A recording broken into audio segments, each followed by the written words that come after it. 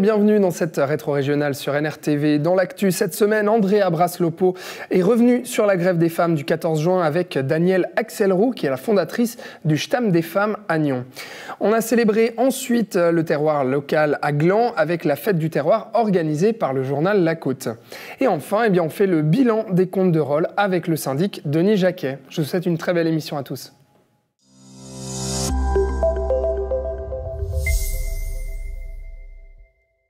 « 30 ans après la grève des femmes, les Suissesses se mobilisent une nouvelle fois. Ce 14 juin, de nombreuses actions sont prévues dans tout le pays pour réclamer des hausses de salaire, combattre la réforme de l'AVS ou alors exiger une meilleure protection contre les violences sexistes et sexuelles. On en parle aujourd'hui avec notre invitée du jour, Danielle Axelroux. Bonjour.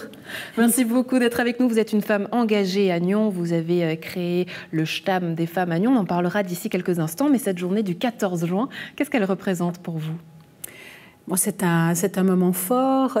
Bien sûr, ça rappelle le 14 juin 2019. Autant de femmes se sont mobilisées, sont allées dans la rue et qui se sont mobilisées aussi là où elles étaient si elles ne pouvaient pas manifester. Mais c'est un moment pendant l'année. Il faut dire que le mouvement de la grève féministe, il existe toute l'année. Ouais, c'est un mouvement qui existe toute l'année et puis vous dites que vous vous rappelez de la grève féministe de 2019 mais aussi celle de 1991. Est-ce qu'il y a peut-être des différences entre ces deux grèves ? Moi, ce qu'il y a de différent, c'est qu'aujourd'hui, nous, on a comme outil tous les liens sociaux, tous les réseaux sociaux, on utilise WhatsApp, on peut se voir via Zoom. Je veux dire, en 91, la situation était beaucoup plus difficile. J'ai lu un interview de Christiane Brunner qui disait « Je ne savais pas s'il y aurait des femmes, si elles répondraient à l'appel ». Alors que nous, on est beaucoup plus interconnectés. Ouais, plus interconnectés, ça c'est plutôt un avantage. Mais aujourd'hui, qu'est-ce qui a changé depuis 1991 dans la condition des femmes jusqu'à nos jours ? Est-ce que les choses ont vraiment changé ? Alors, il y a des choses qui ont changé parce que après 91, la loi sur l'égalité a vu le jour, enfin. C'est-à-dire que le principe d'égalité avait été voté dans la Constitution en 1981, le 14 juin. Mais 10 ans après, il n'y avait encore rien de concret pour pouvoir régler des cas de discrimination concrètement. Et donc, cette loi a vu le jour. Et après, il y a eu la 10e révision de l'AVS qui a été appelée la révision des femmes, car elle a été préparée par des femmes et elle a vu l'introduction d'une rente individuelle pour les femmes. Ce n'était pas le cas. L'homme recevait une rente de couple, mais la femme n'avait pas de rente à elle. Ensuite, il y a eu l'introduction du splitting, qui égalise les différences de revenus à l'intérieur d'un couple. Et il y a eu les bonifications pour tâches éducatives et d'assistance. Et ça, c'est juste révolutionnaire, car c'est la reconnaissance du travail non rémunéré des femmes. Ces questions fiscales, c'est vrai qu'elles vous intéressent parce qu'elles font partie de votre parcours. Vous en avez fait votre métier puisque vous êtes experte fiscale. J'aimerais savoir de manière personnelle, peut-être, rentrer dans ce milieu-là qui est peut-être aussi, a priori, on dit dédié aux hommes. Est-ce que c'était difficile ? Est-ce que c'était déjà un combat, une manière de combattre quelque chose pour vous ? Bon, moi, j'ai eu d'abord beaucoup de chance parce que j'ai commencé ma carrière dans une société où le patron était visionnaire et lui, il engageait des femmes, alors qu'aucune fiduciaire n'engageait des femmes. Donc, je me suis retrouvée dans un endroit où les femmes avaient leur place. Et puis, après, j'ai créé ma propre entreprise pour pouvoir faire les choses à ma manière. Voilà. Ce qui veut dire que, quelque part, c'est aussi la responsabilité des femmes. Vous avez voulu, vous, prendre une place. Oui. Mais je pense que je suis une entrepreneur dans l'âme. J'aime mettre sur pied les choses. Je suis une personne active et engagée. Une personne active et engagée, une femme engagée à Nyon, est-ce que vous vous dites féministe ? Ah ben oui, absolument. Absolument, sans doute, sans aucun doute, parce qu'aujourd'hui, on pourrait sentir une certaine réticence de la part de certaines femmes de se dire féministes, vous le comprenez ?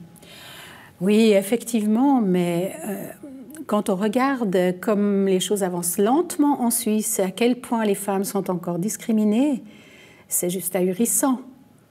je dirais, il y a des différences de salaire. La différence moyenne de salaire entre les hommes et les femmes, elle est de plus de 1500 francs. Et la partie non explicable, alors voilà, la non explicable, où on dit, mais oui, mais non, c'est pas le métier, c'est pas la position, c'est pas le nombre d'années d'expérience, absolument inexplicable, c'est 686 francs par mois. Et cette différence, elle est plus grande au fur et à mesure que vous avancez en âge. C'est-à-dire que le gender gap, plus vous avancez en âge, plus il est gros. Et maintenant, c'est ces femmes-là qui gagnent beaucoup moins que les hommes qu'on veut faire travailler une année de plus. Alors, vous avez créé justement le Stamm des femmes. C'est un groupe que vous avez voulu mettre sur pied après justement le mouvement et la grève féministe du 14 juin 2019. Comment ça s'est fait, ce groupe ? Il y a eu des rencontres. On a fondé un petit groupe, les femmes sages à Nyon. C'était les femmes à partir de 40 ans, quasi. On avait envie de se retrouver entre nous, puis de réfléchir aux choses qui nous étaient plus importantes. Et dans ces discussions, moi j'ai amené l'idée du Stamm des femmes. Et puis voilà, ça s'est bien atterri. C'était une idée qui plaisait. Et ouais. Donc ça s'est fait. Et concrètement, j'ai eu l'aide de la ville de Nyon. Une fois, je me suis retrouvée avec Anne-Catherine Mertz, qui est responsable de la cohésion sociale à la ville de Nyon. On a parlé de différentes choses, et quand je lui ai parlé de cette idée de Stamm des femmes, elle était enthousiaste. Et puis, alors quand elle a appris que j'étais expert fiscal, elle a dit « On pourrait faire des ateliers de déclaration d'impôts ». Et donc, c'est comme ça que nous avons commencé ce printemps. Ouais, c'est comme ça que le groupe des Stamm des femmes qui est né. Aujourd'hui, qu'est-ce qui compose ce groupe ? Il y a une quinzaine de femmes de Nyon et de la région. C'est des femmes de tous âges, de toutes situations, mères de famille ou pas mères de famille, vivant seules ou pas seules, professeurs d'université ou travailleuses. Donc, j'entends bien, c'est un groupe qui finalement a plusieurs âges, des personnes aussi de plusieurs parcours différents. Vous ne faites pas de différence, et les hommes dans tout ça, est-ce qu'ils peuvent venir ? Alors non. Non, c'est le Stamm des femmes. C'est un endroit pour que les femmes puissent se réapproprier des domaines que certaines vont peut-être laisser à leurs conjoints, comme les impôts, comme les finances, comme les questions de retraite. Oh, c'est trop compliqué, j'y comprends rien. Mais non, on peut. C'est pas si compliqué que ça. Ouais, pas si compliqué. Qu'est-ce que vous leur dites aujourd'hui à ces femmes qui viennent ? Quel est peut-être un mot fort, puisque vous dites que vous êtes vous-même une femme engagée. Est-ce que vous avez un message justement à leur faire passer ? Mais oui, mais que c'est pas si compliqué que ça, que c'est important de s'approprier toute sa vie, et pas seulement la question de l'éducation des enfants ou bien de la tenue du ménage ou de sa carrière professionnelle. Mais voilà. Pour y revenir, c'est aussi une responsabilité qu'on a, nous, de faire aussi, de tout faire. Oui, et là, il y a des femmes qui sont arrivées, elles faisaient leur déclaration pour la première fois, mais quelle fierté dans les regards. Ouais. Donc on va recommencer l'année prochaine. Cette fois, comme il y a moins, on espère qu'il n'y aura pas ces restrictions sanitaires, on va pouvoir commencer plus tôt, au mois de février, donc surveiller les journaux, l'agenda de la ville de Nyon, ouvrez vos oreilles. Oui, à Nyon, on avait beaucoup entendu parler aussi du collectif Grève féministe nyonnais. Aujourd'hui, voilà, une mobilisation dans toute la Suisse. À Nyon, rien. Vous savez pourquoi ? Non, à Nyon, il y a des manifestations qui se passent au bord du lac, mais j'en sais pas grand-chose de plus parce que je me suis plutôt concentrée sur les mobilisations et l'organisation à Lausanne. Quelles sont vos relations justement peut-être avec ce collectif de grève féministe ? Est-ce que voilà, vous avez pu vous mettre aussi ensemble ? Vous pensez d'une manière générale ? Moi, j'ai trouvé ma place dans ce collectif très clairement. C'est que des ponts, des relations ont pu se faire justement peut-être aussi entre les générations ? Ça, c'est pas toujours évident, c'est pas toujours facile. Mais c'est très important. Et hier, j'étais à Radio 40 et on était là, des femmes de mon âge et des femmes beaucoup plus jeunes, qui la plupart encore étudiantes. Une était mère de famille. Et ces échanges étaient magnifiques. En fait, on doit se rencontrer sur des thèmes qui sont des non-thèmes, comme celui de la joie, qui nous avait réunis hier. C'est un non-thème et en même temps c'est tellement important, ça permet d'une rencontre personnelle et à ce moment-là, les générations, c'est pas si important. Ouais, mais qu'est-ce que ça veut dire que finalement les féministes d'une génération et de l'autre n'ont peut-être pas les mêmes revendications? Mais elles n'ont pas les mêmes vies non plus. Elles n'ont pas les mêmes vies.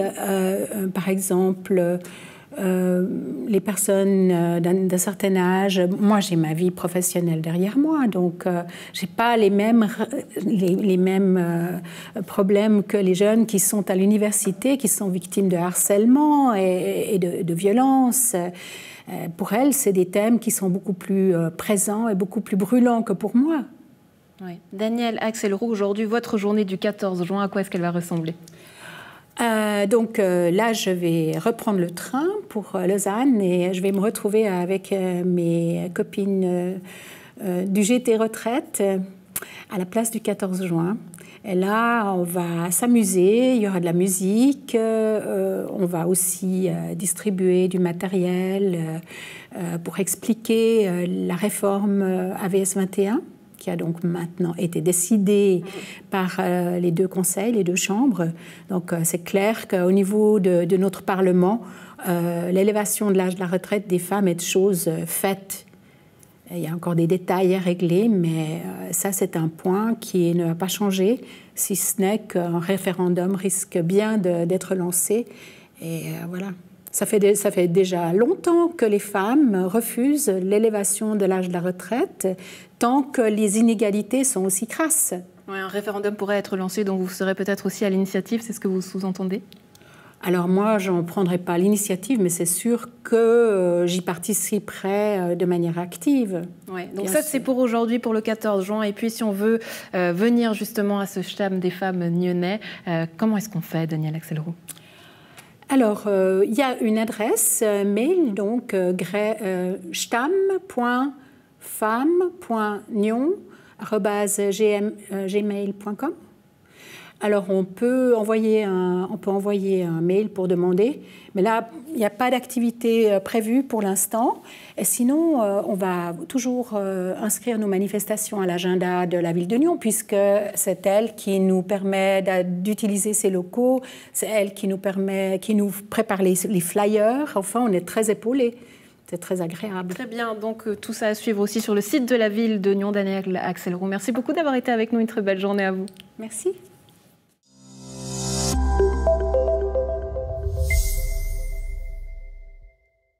Une journée pour fêter le terroir local, célébrer la terre et la gastronomie et mettre en lumière les producteurs de la région. C'est ce que propose le Journal La Côte ce samedi 19 juin à Gland. De 9h à 17h à Grandchamp, une cinquantaine de producteurs des districts de Morges et de Nyon exposeront leurs produits autour d'une grande fête avec également des concerts et des ateliers pour enfants. Bonjour Gilles Bieler. Hello.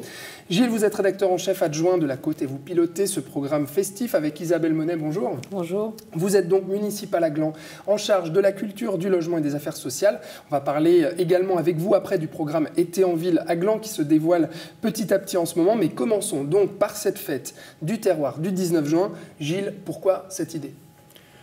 Alors chaque année, on organise quelque chose de particulier avec la Côte. On a organisé quelque chose autour de la mobilité à Nyon, on a organisé quelque chose autour du logement déjà à Gland. Et puis là, on avait envie de faire quelque chose de vraiment populaire, de retrouver ou de rencontrer à l'époque, parce qu'on ne pouvait pas les retrouver, on n'avait pas entendu parler de Covid, mais de rencontrer vraiment nos lecteurs et puis de leur proposer une fête autour des produits de la région. On ne savait pas encore que ça allait être à Gland, on ne savait pas encore qu'il allait y avoir des mois de Covid qui nous empêcheraient de nous voir, nous rencontrer, de faire la fête. On ne savait pas encore qu'il y aurait des votations avec un débat aussi nourri, aussi violent parfois, autour justement du terroir. Enfin, on se retrouve là, le 19 juin 2021, après beaucoup de choses qui se sont passées autour du terroir. Et là, on va le fêter. Ouais, ça prend tout son sens avec le Covid, justement. Ça arrive déjà à point nommé maintenant que les restrictions se lèvent petit à petit. Et puis les rencontres, eh bien, c'est à point nommé maintenant, quoi. À tout point de vue, ouais, les gens pourront vraiment aller à la rencontre de 45-46 producteurs, petits producteurs de nos distries, discuter avec eux, comprendre quels sont leurs enjeux, quelles sont les problématiques auxquelles ils se confrontent, quelles sont les attentes des clients aussi, les producteurs. Enfin, ça ira dans les deux sens, c'est bien le but. Alors après, le Covid a fait qu'on a organisé, je pense, 62 fêtes du terroir en 2 mois.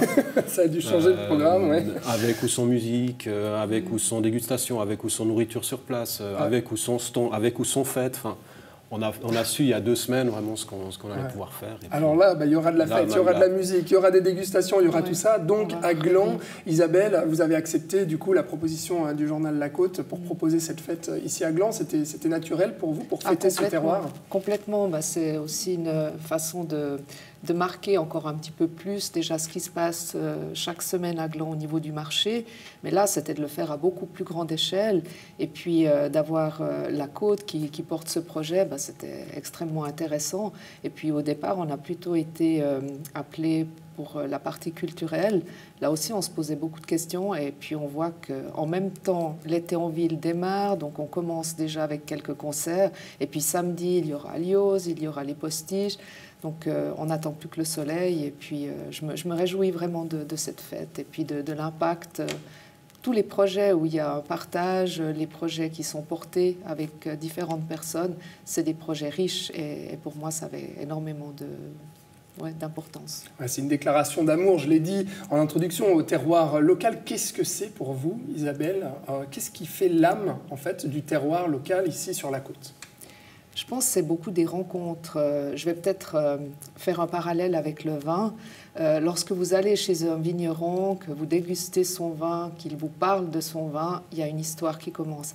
Et bien finalement, avec tous les métiers de bouche, c'est un peu comme ça. Parce que les gens, lorsqu'ils vous parlent de leurs produits, ils ont quelque chose dans le cœur. Ils ont envie de vous le faire connaître, de vous le faire apprécier. Et puis, dès que cette rencontre a eu lieu, eh bien, c'est une histoire qui commence. Et Gilles, pour vous, l'âme de ce terroir sur la côte, qu'est-ce que c'est? Je pense beaucoup de passion. J'habite moi-même à la campagne et puis on voit les heures que passent les agriculteurs, les arboriculteurs qui passent sur leur terre à travailler leur terre.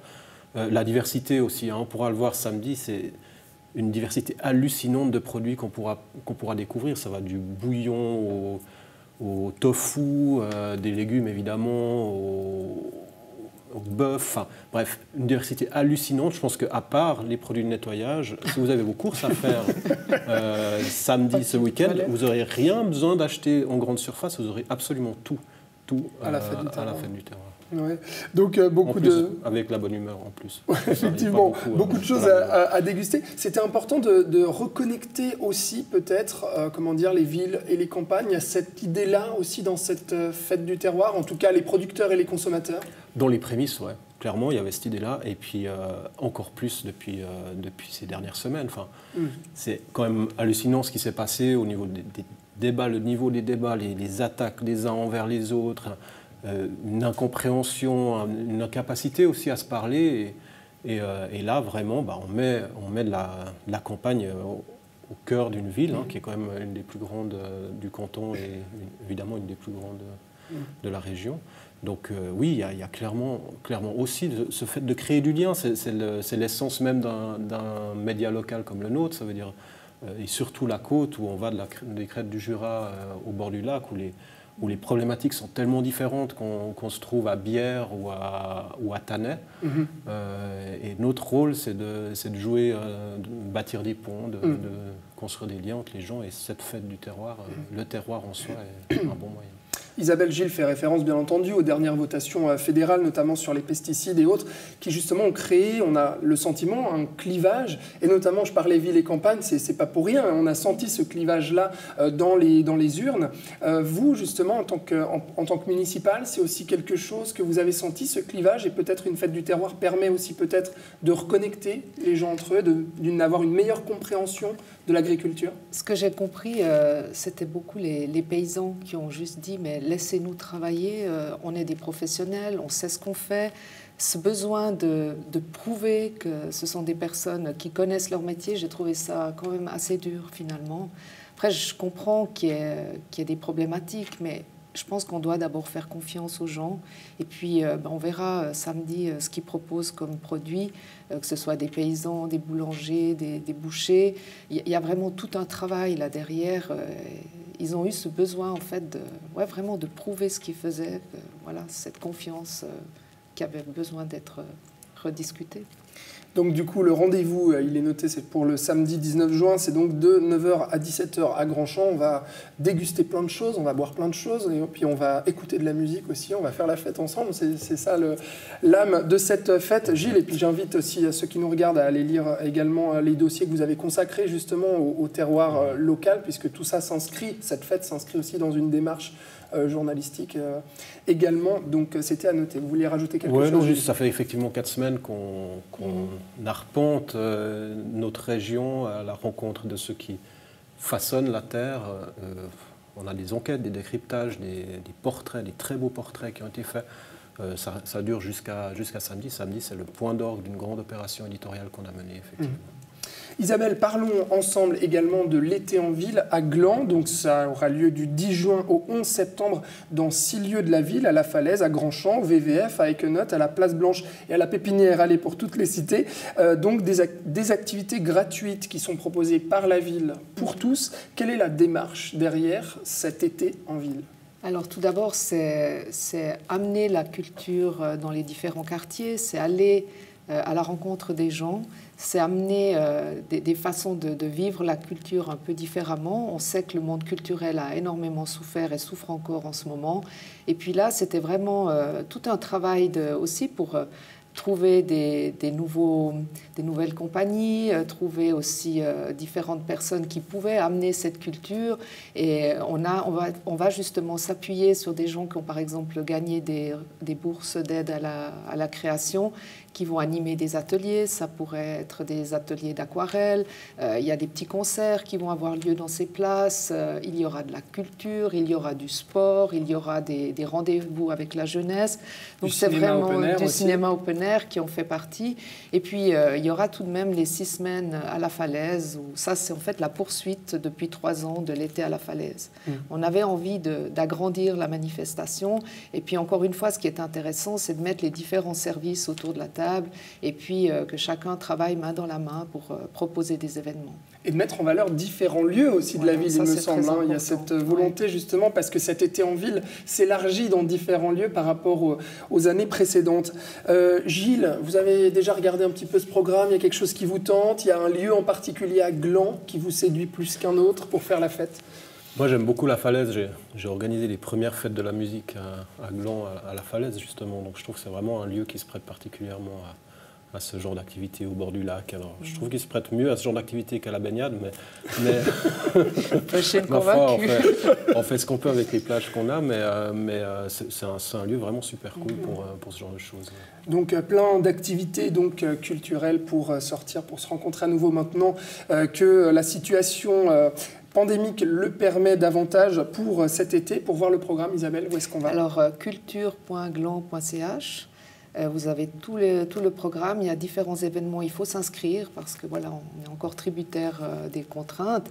Et puis, vous pouvez juste cliquer sur les lieux et puis vous verrez tout ce qui s'y propose. Voilà. Et puis pour la côte, faites le terroir. C'est donc ce 19 juin à Gland, à Grandchamp. Merci beaucoup Gilles Bieler d'avoir été avec nous. Merci pour l'invite. Et Isabelle Monet, merci beaucoup à vous aussi. Merci Très beaucoup. belle journée.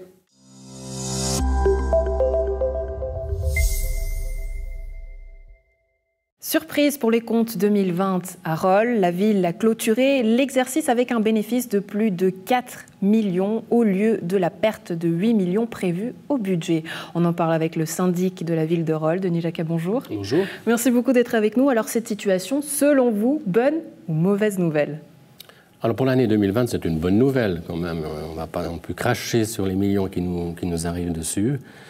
Mais c'est révélateur d'un système qui aujourd'hui montre toutes ses limites, à savoir qu'une année on peut gagner énormément de millions et puis une autre année ne pas en avoir, on n'en avoir pas du tout assez pour pouvoir garder un minimum pour notre plafond Pour garder une constante. C'est vrai que si je vous pose la question, ça peut paraître surprenant parce qu'on se dit évidemment avoir de l'argent en poche, on y rêve tous, mais vous vous êtes beaucoup plaint de la situation financière, donc finalement, vous vous êtes plaint de cette situation auprès du canton. Est-ce que ça décrédibilise pas votre discours ?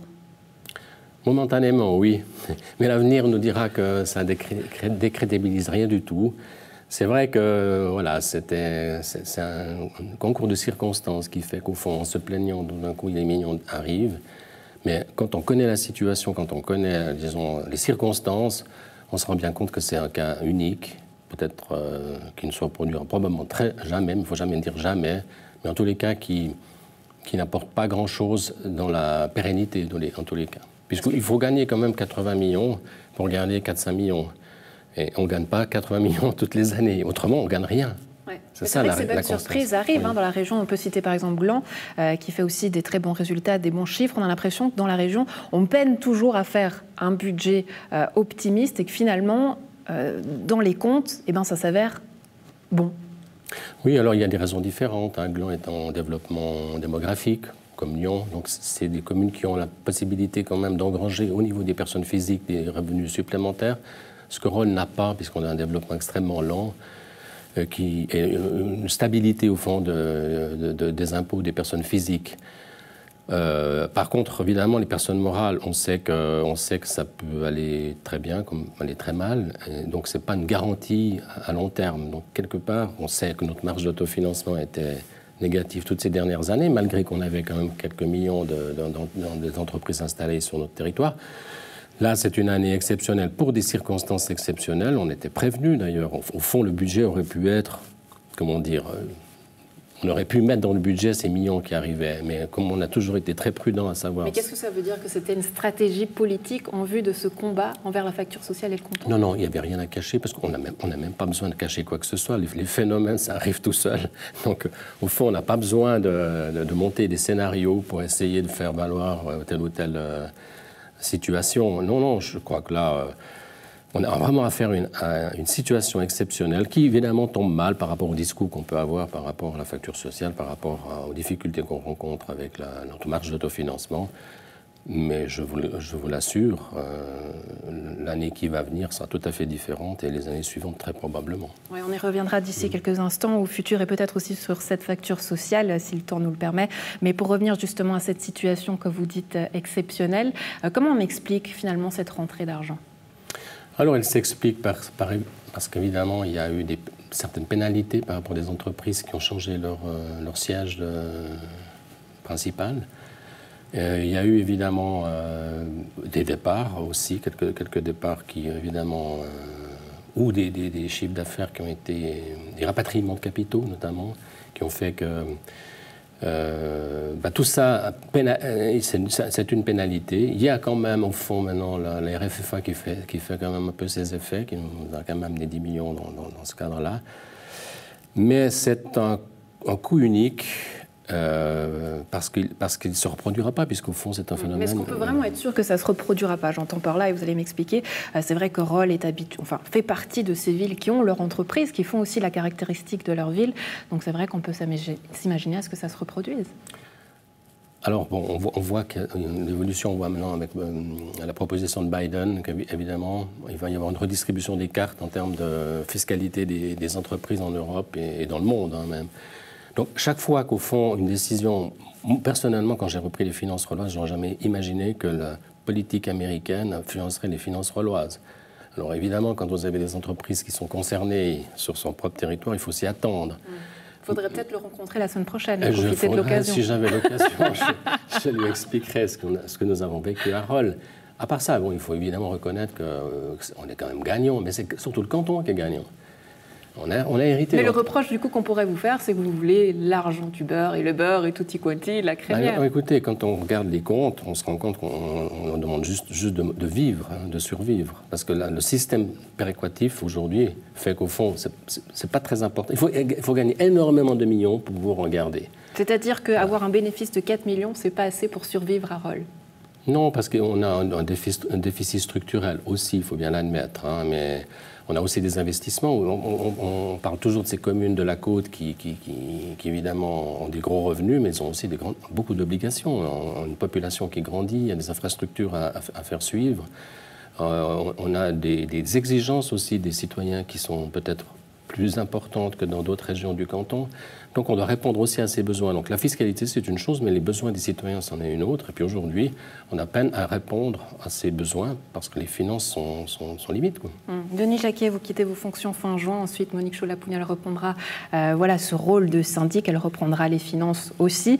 Elle a déjà annoncé vouloir reprendre ce combat, le combat que vous avez mené tout au long de cette législature. À quoi est-ce qu'elle doit s'attendre, selon vous, pour l'avenir? Vous en parliez avant, vous aviez l'air d'être un peu pessimiste.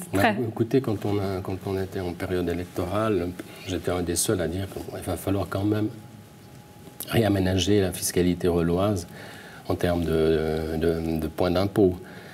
À 59,5, on est quand même... Il n'y a rien de choquant, mais je pense que 4, 5 points, 6 points, ce que nous avons essayé de demander dans cette législature pour quand même équilibrer notre fonctionnement de base et pour montrer aussi le fait qu'on est aussi capable d'augmenter les impôts, malgré le fait qu'on se plaint que finalement on a trop d'argent, donc quelque part augmenter les impôts, ça serait d'en avoir encore plus. Et est-ce qu'une syndic PLR arrivera à augmenter les impôts à Rolle? C'est particulier. Hein.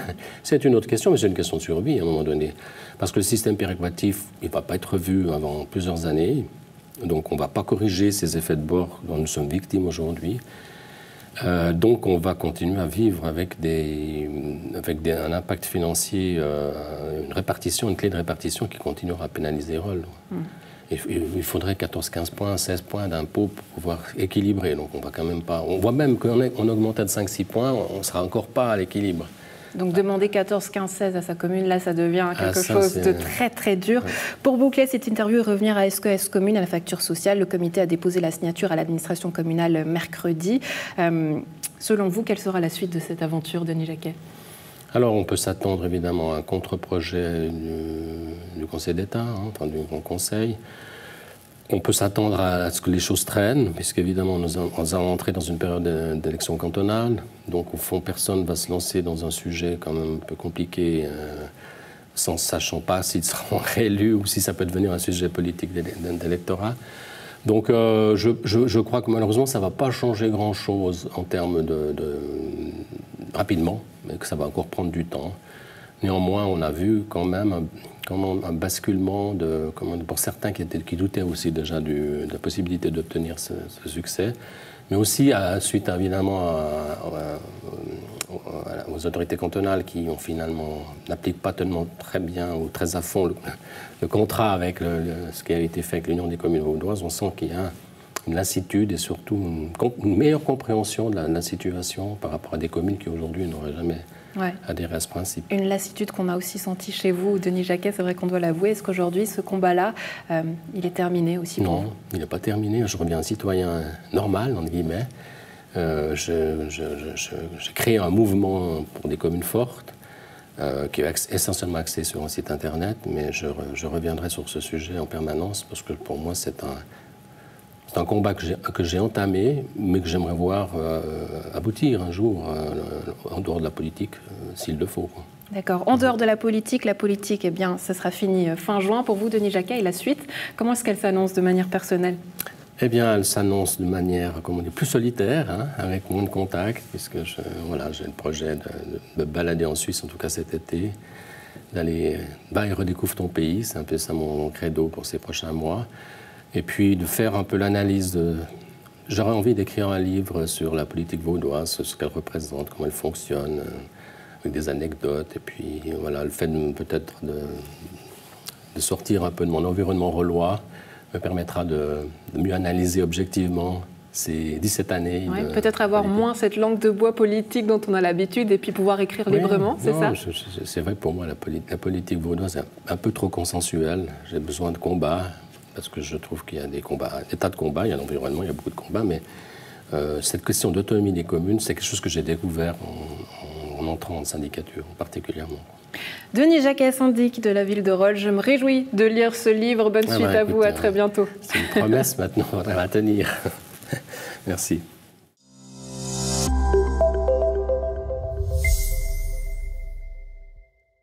Merci d'avoir regardé cette émission. C'est tout pour l'actu, mais pas de panique, il y a d'autres programmes qui suivent ce week-end sur NRTV. Je vous dis à la semaine prochaine.